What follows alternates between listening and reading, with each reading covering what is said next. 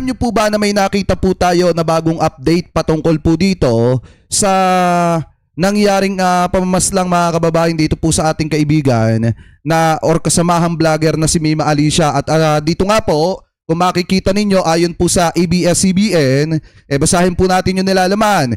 PNP may person of interest na sa pagkawala sa vlogger na si Mima Alicia mga kababayan or pagpatay mga kababayan dito po kay Mima Alicia. So sabi po dito mga kababayan, may person of interest na ang Caloocan City Police sa pagtumba mga kababayan sa vlogger na si Alicia Lipata sa Barangay 171 sa Caloocan City noong Biyernes.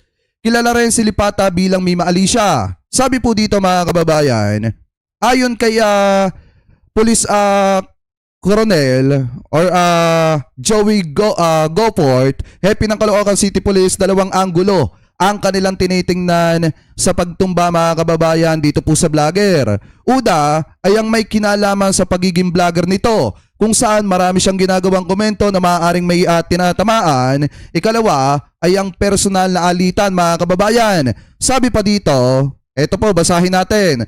Sabi daw po ni Goport, karamihan ng kanyang content ay nagbibigay ng komento patungkol sa social issue.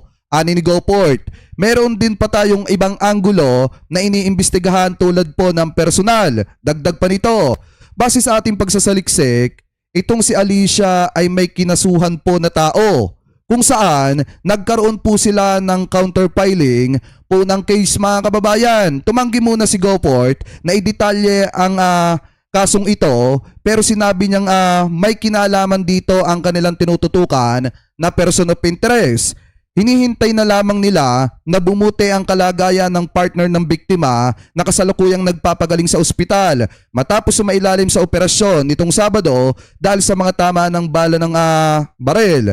Bandang 3:10 ng madaling araw nang mangyari ang krimen sa harap ng inuupahang bahay ng magkasintahan sa Camarin, Caloocan City. So ngayon, mga kababayan, maliwanag naman po na ayon po sa Police Caloocan mga kababayan, may tinitingnan na po sila na person of interest dito po sa pagkawala ng ating kaibigan mga kababayan na si Mima Alicia. At eto, take note mga kababayan mismong bagong update po ito na inilabas ngayong July 19, 2026. Pero kagabi mga kababayan, may lumabas din pong balita na kung saan nahagi po mismo sa CCTV footage yung motorsiklo mga kababayan or yung rider in tandem na umaali-aligid. Ano po dito po sa subdivision kung saan nakatira ito pong kaibigan natin na vlogger na ito. Ano po, so ngayon ito i-play po natin mga kababayan. Bumuo ng Special Task Force ng PNP para imbestigahan ang pamamaril sa pro-Marcos vlogger na si Mima Alicia. Narito ang Agenda Weekend Report ni Charmaine Abong ng Abante. Kasi sa totoo lang mga kababayan, napakarami po talaga ng mga inspekulasyon, napakarami po talaga ang mga lumalabas na maling impormasyon mga kababayan. Pero gaya nga po ng sabi ko sa inyo, kami yung mga kaibigan mga kababayan ni Mima Alicia at hindi po namin kayo ililigaw sa usapin pong ito. Pero ang pakiusap lamang namin sa inyo mga kababayan, hintayin po natin yung update nung mismong nag-iimbestiga dito po sa kasong ito. At saka take note mga kababayan doon sa mga nagtatanong naman kung tumutulong ba ang gobyerno ni PBBM, may ginagawa pong tulong ang ating mahal na presidente at hindi naman po pinababayaan yung pamilya mga kababayan ni Mima Alicia sa usapin pong ito. Hindi ko na lamang po ididetalye pa yung ibang mga bagay pero tumutulong po talaga mga kababayan ang ating mahal na presidente. At saka ang isa pa dito mga kababayan na pinaka talagang sinasaluduhan ko sa usapin pong ito ay walang iba mga kababayan kung hindi si Boss Mike. Kasi si Boss Mike Cervera mga kababayan ang talagang naglalakad ng lahat ng mga pangangailangan patungkol po dito sa burol at yung iba pa mga kababayan. Kaya nga po kung titingnan nyo pag nagla-live si Boss Mike Cervera sa kanyang YouTube channel, makikita nyo mga kababayan na talagang kulang sa tulog dahil nga siya po talaga mga kababayan ang naglalakad ng lahat ng bagay na yan. Ano po? So ngayon, ituloy pa natin to. Balik po tayo dito. May dalawa ng posibleng suspect na tinitignan ng Northern Police District o NPD kaugnay sa pamamaslang sa political vlogger na si Alicia Lipata o mas kilala bilang si Mima Alicia. Ayon kay NPD District Director Police Brigadier General Benliner Capili, bumuo na ng Special Investigation Task Force NIMI para imbestigahan ang pamamaslang. Lumitaw sa kanilang pagsusuri sa mga CCTV footage ang dalawang lalaking Ayan o mga kababayan o. Kitang-kita do sa CCTV footage itong dalawang lalaki na sakay ng motorsiklo mga kababayan na paulit-ulit bumabalik dito po sa lugar kung saan nakatira. Ito pong si Mima Alicia. Ano po, anyway, shoutout po kay Kuya Ronald Belosea. Thank you po. So ngayon, ituloy pa natin. ulit-ulit na namataan sa paligid ng lugar kung saan naganap ang krimen. Hindi na muna naglabas ng iba pang detalye ang pulisya para hindi maapektuhan ang patuloy na operasyon laban sa mga suspect.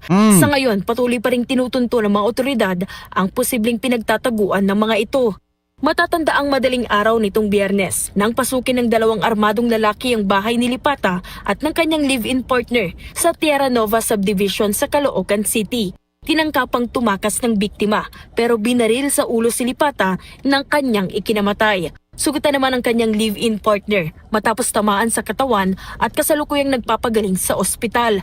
Kabilang sa mga tinitignang anggulo ng investigasyon ang pagiging vlogger ni Lipata at ilang posibleng personal na issue. Sa huling vlog ni Mima Alicia, tinalaki nito ang pagdalo ni Vice President Sara Duterte sa impeachment proceeding sa Senado kung saan binanggit nito ang pagkakaroon ng sariling catering sa pagdinig.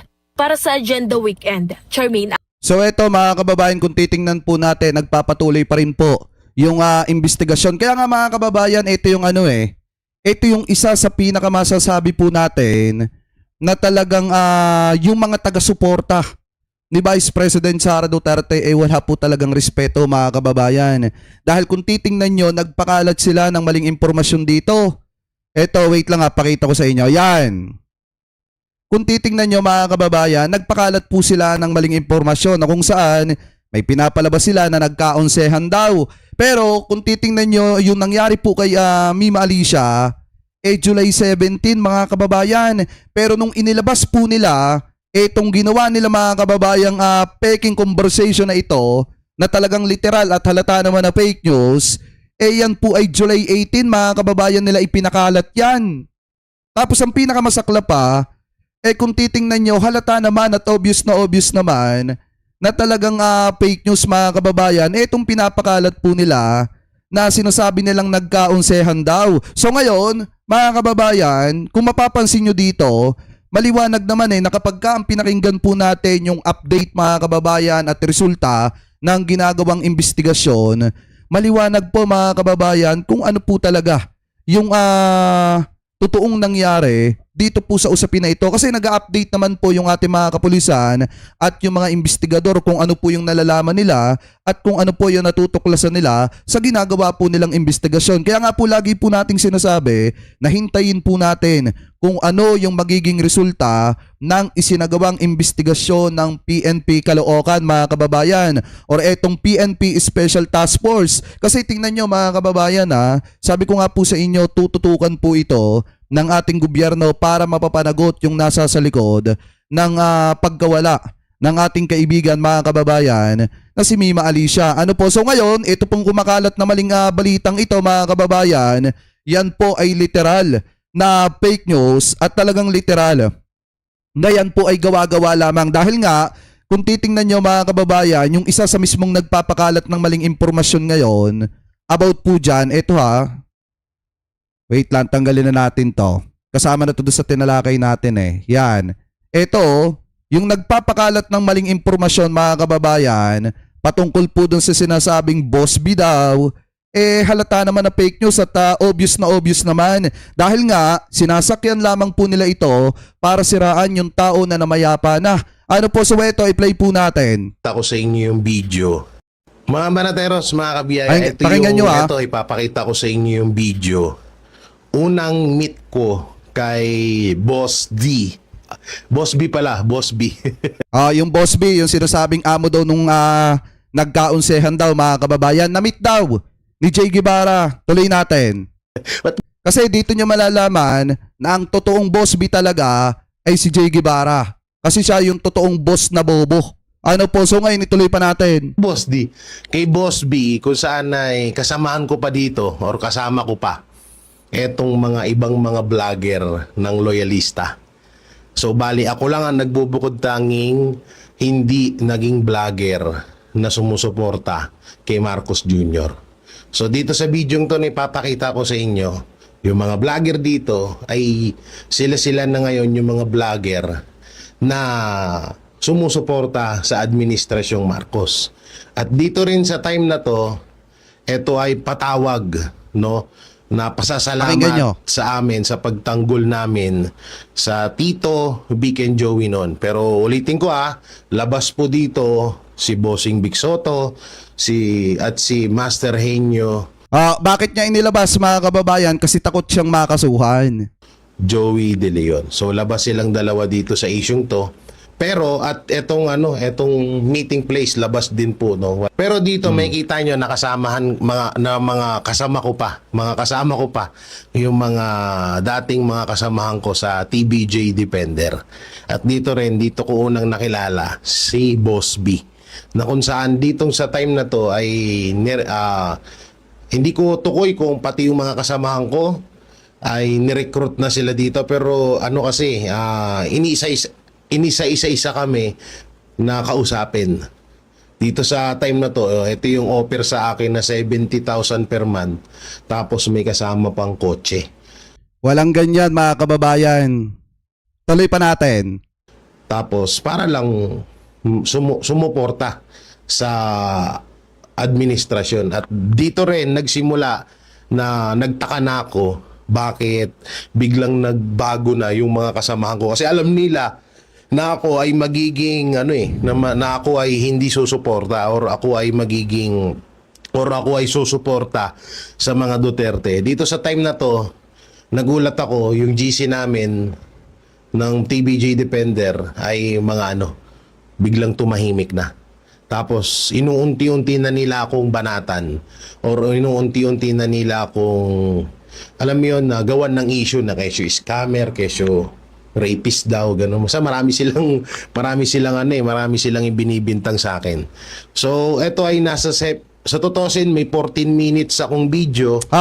Hindi, mas maganda ilabas niya mga kababayan yung sinasabi niyang 14 minutes na video. May 17 seconds, ito 17 seconds na ipapakita ko. At abangan nyo na lang yung mga susunod pang mga kabanata dito kay itong mapatungkol kay Boss B na recruiter or isa sa mga nagpapasweldo sa mga bayarang vlogger. So ito po yung video at panoorin nyo. Yan mga kababayan, ito yung time. Kasi yun yung pinakita, na-meet daw niya si Boss B dyan. Na kumbaga, ikinokonekta niya mga kababayan doon sa kumakalat na screenshot na nagkaunsehan daw. Kaya daw mga kababayan na itong si Mima itinumba. Pero kung tutuusin mga kababayan, ito po ay hindi related sa politics.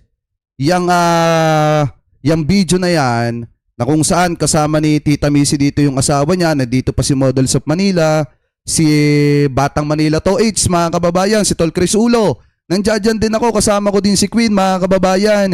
Yan po ay panahon nung TBJ issue mga kababayan, yung agawa ng trademark ng Tape Incorporated at saka po ng Tito Vic and Joey. And then kung matatandaan nyo, mamaya ipapakita ko sa inyo kung bakit mga kababayan merong celebrate kami dito noon mga panahon na yan. Wala pong Boss B dyan or yung sinasabing nag-alok ng 70K tapos isang kotse. Wala pong ganyan dyan mga kababayan. Eto, tuloy pa natin.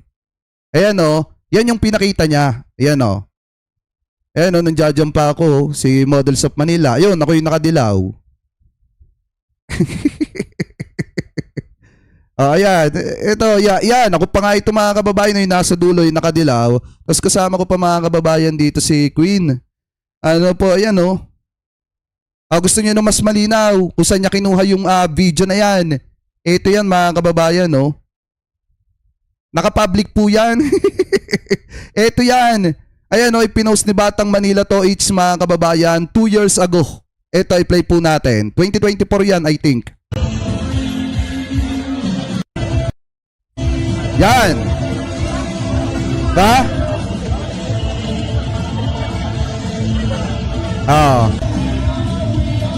Ito mga kababayan, yung marami naming kasama dyan, yan po ay banda ng lockdown band. Yan o. Sabi ko nga po sa inyo, kung inaakusahan kami na bayaran mga kababayan dahil sumuporta kami sa gobyerno, eh di ibig sabihin bayaran din yung mga miyembro ng Banatae. Kasi yung iba doon kaibigan namin mga kababayan eh. Noon.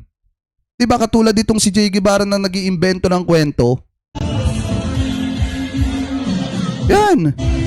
Oh, gusto nyo pa na mas malinaw mga kababayan kung may boss B boss B ba talaga? Eto pa.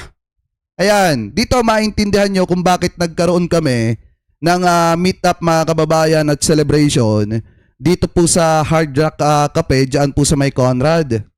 Alright, good morning po sa inyong lahat mga kababayan. Ito po ay naipost mga kababayan video ito noong January 17, 2024. Batang Maynila Toys, nandito tayo ngayon sa Facebook page ni Models of Manila. Ayan po. Isang masipag at napakabait na TBJ Defender. Hindi na ata natutulog to. Kasi nakakasama ko to mga kababayan eh. Nakasama ko nung isang gabi. Kasama yung ibang TBJ Defenders. At nagkaroon kami ng konting salo-salo. Dun sa sa Hard Rock Cafe. No? Wala eh. Nagtitipid kasi kami. Kaya dun lang napagkaisahan na kahit papano ay magsama-sama. Dapat nga sa unang plano namin Manila Hotel. Kaya sa Sofitel. Pero nagtitipid eh. Kuripo tong mga to. Kaya doon kami nag-decide sa Hard Rock Cafe. Ay, mapipera naman. Hindi, nalok daw tayo ng sinasabi ni Jay Guevarang Boss B eh. Inalok daw tayo ng 70k tapos isang kotse mga kababayan. Mga to. Ewan ko kung bakit nagtitipid. Ayan o, tingnan mga si Models of Manila. Ayan o. Yung sombrero, yung tag price nandun pa. Hindi na tinatanggal. Siyempre, ba? Siguro yung sombrero suot niya na yan, mga tag 2.5. 2,500. Siyempre, ba't mo tatanggalin yung tag price eh? 2.5 to each. Ba't ko tatanggalin yung tag price? Tapos yung suot niyang damit ha. Ayan mga kababayan, parehas kami ng suot oh. Magaling po yan sa Hard Rock Cafe. Ano na natin dito sa mismong yan. Gusto ko lang kasi makita nyo mga kababayan kung ano ba yung totoo dito. Kasi nagkabayaran daw ng 70 at isang kotse. Wala pong katotohanan yan. At ito po yung patunay dyan. Para makita nyo, mga kababayan, na yung mga pro-government vlogger, hindi po talaga fake news. Ito, yan o. Tutugin yung audio. Kasi mga kababayan eh. Tingnan nyo kung may iba kaming kasama sa lamesa ha. May tugtog eh. Ako. Yan o. Narinig nyo? Pero ang galing ng banda dyan mga kababayan, yung Lockdown Band. Ayan ay suki po yan ng TBJ. Kapag meron sila mga events, hindi nawawala yung Lockdown Band na yan. At yan po mga kababayan, katabi ko dyan si yan. O yung nasa kanan ko, ayan, ito muna. Ayan si Chris Ulo. Meron po may hepatitis to eh. Naninilaw mga kababayan eh, naninilaw eh. Yung diretso pa natin doon sa pag-play ng video. At tapos yung nasa kanan ko si Jake Magnus, mga kababayan. So, ulit pa natin. Yan. Mga kasama namin dyan. Ayan o. Yan, si Jay Guevara. Ayan si Models of Manila. Ayan, tapos wala si Tita Missy. Tita Missy nandyan eh. Baka nasa CR. Ito. Inikot yung camera. Wala. Yung Lockdown Band. Kasi sa totoo lang mga kababayan, yan po talaga ay salo-salo po talaga namin. Kaya nga kung titingnan nyo kasama ni Tita Missy ni Tita Missy ni Nyulo, yung asawa niya, and then kasama ko din si Queen Jan mga kababayan. Tapos kung titingnan nyo, kami-kami lang talaga yan. Kasi unang-una mga kababayan, yan po ay celebration. Dahil nga nanalo ang Tito Vic and Joey dun sa agawa ng trademark mga kababayan. Ang kalaban nila doon, Tape Incorporated. So wala pong kinalaman yan sa politika. Kaya nga nagulat ako bigla mga kababayan nung ikinukunik sa politika na may Boss B daw na nag-alok ng 70k tapos isang kotse. Wala pong katotohanan yan. Kaya nga kung titingnan nyo sila nagpakalat, gumawa ng kwento mga kababayan, tapos ikinukonekta nila sa pagkawala po ni Mima Alicia. Maliwanag naman nung mga panahon na yan mga kababayan, wala naman kami sa politics. At ang pinag-uusapan nga dyan is showbiz. So ngayon, mga kababayan, di sunog na yung fake news ni Jay Guevara. Kala ko ba professional kayo, media kayo? O bakit gumagamit kayo ng taong namayapa na para mag-imbento ng kwento at fake news? At saka ito pa yung isa dito na talagang nakakalungkot mga kababayan. Ito pa yung isang Ito hindi to picture. Video po yan talaga mga kababayan. Ayan o. Tanggalin ko na lang yung sounds ha. Ayan o, video po talaga yan. Hindi po picture yan, video po talaga yan. Kasi yung video talaga ang magpapatunay kung ano yung totoo. Ano po yan o, kami-kami lang talaga dyan. O ayan. Diba, kami-kami lang talaga yan. O, si Jay Guevara, o si Models of Manila. Ayan, kami-kami lang talaga yan. Wala talagang ibang tao dyan mga kababayan. Ano po yung sinasabi nila na Boss B, o di ilabas ni Jay Guevara yung buong video para makita ng taong bayan kung nagsasabi ba siya ng katotohanan or hindi. At saka ito pa mga kababayan, bukod po sa fake news na ipinapakalat po nila, dito nyo talaga makikita na walang modo. Ito pong mga vlogger, hindi ko naman po nila lahat, yung vlogger na sumusuporta dito po kay Sara Duterte. So ngayon, ito yung source natin The Manila Times. Sabi po dito mga kababayan, lipat ko na lang dito. Yan. Lakihan natin. Sabi po dito, nagdulot ng magkakahalong reaksyon ang pagkamatay ng vlogger habang iniimbestigahan ng pulisya ang insidente. Nagdulot ng magkakaibang reaksyon mula sa iba't ibang sektor ang pagkamatay ng isang vlogger na kilalang taga-suporta ni Pangulong Ferdinand Marcos Jr. at kritiko ng pangalawang Pangulo na Sara Duterte. Samantala, bumuo ang pulisya ng isang espesyal na task force upang imbestigahan ang insidente. Si Alicia or Mima Alicia Lipata, 14 na taong gulang, ay binaril at napatay sa loob ng kanyang bahay sa Barangay 171 Caloocan City noong Huwebes. Nasugatan naman ang kanyang kinakasama sa naturang pamamaril. Binuo ng Northern Police District NPD ang Special Investigation Task Force Group SITG. Mima na ipinangalan sa palayaw nilipata upang matiyak na isang nakatuon na masusi at mabilis na investigasyon sa kanyang or sa pagpaslang sa kanya. Ayon mga kababayan sa NPD, inatasan ng SITG na gamitin ang lahat ng magagamit na kakayahan sa investigasyon at pangangalap ng impormasyon upang matukoy, matunton at maaresto ang mga salarin. Gayun din ang matukoy ang motibo sa likod ng krimen. Bago ang kanyang pagkawala mga kababayan, may 362,000 subscribers si Lipata sa YouTube sa ilalim ng pangalang Alicia Comments. Ang kanyang huling video na inilathala noong Huwebes ay umabot ng 47,000 mahigit panonood hanggang Sabado. Sa ilang Facebook post, sinabi ng oposisyong aktivista mula sa Mindanao na si Lovely Granada na may taga-suporta ni Duterte ang tila nagdiriwang sa pagkawala ni Lipata. Isinulat ni Granada nung Biyernes mga kababayan at alam ko naman, nabasa nyo na po yan. So ngayon punta tayo dun sa dito sa nakita po nating isang impormasyon mga kababayan na talagang mahirap mahirap tingnan at manahimik na lamang. Kasi kung titingnan nyo sabi dito samantala, binanggit din ng isa pang online vlogger na si Patrick Aquino ang nangyaring pangharas kay Palace Press Officer Claire Castro sa Canada habang nasa state visit doon ang Pangulo. Itinuro niya ang isang vlogger na gumamit ng pangalang Eloy Bugris na umani nagsabing nais niyang magbigay ng pera sa mga taong pumaslang mga kababayan or pumatay kay Mima Alicia. Yan ba ay trabaho ng isang matinong tao? Mananawagan ka dun sa mga hitman, mga kababayan, gigikasyan mo kasi natuwa ka dahil pinaslang yung isang tao na hindi mo gusto. Diba? Anong klaseng pag-iisip yan? Ganyan na ba tayo ngayon? Kailangan ipagdiwang mga kababayan kapag may tao na namamayapa. Kailangan matuwa. Dito, hindi lang siya basta natuwa mga kababayan Nananawagan pa siya doon sa mismong nagtumba kay Mima Alicia na kontakin siya at bibigyan niya ng GCash. Reward, ika nga. Dahil nagtagumpay mga kababayan yung mga tao na yon na itumba si Mima Alicia. At ito pa mga kababayan yung masaklap dyan.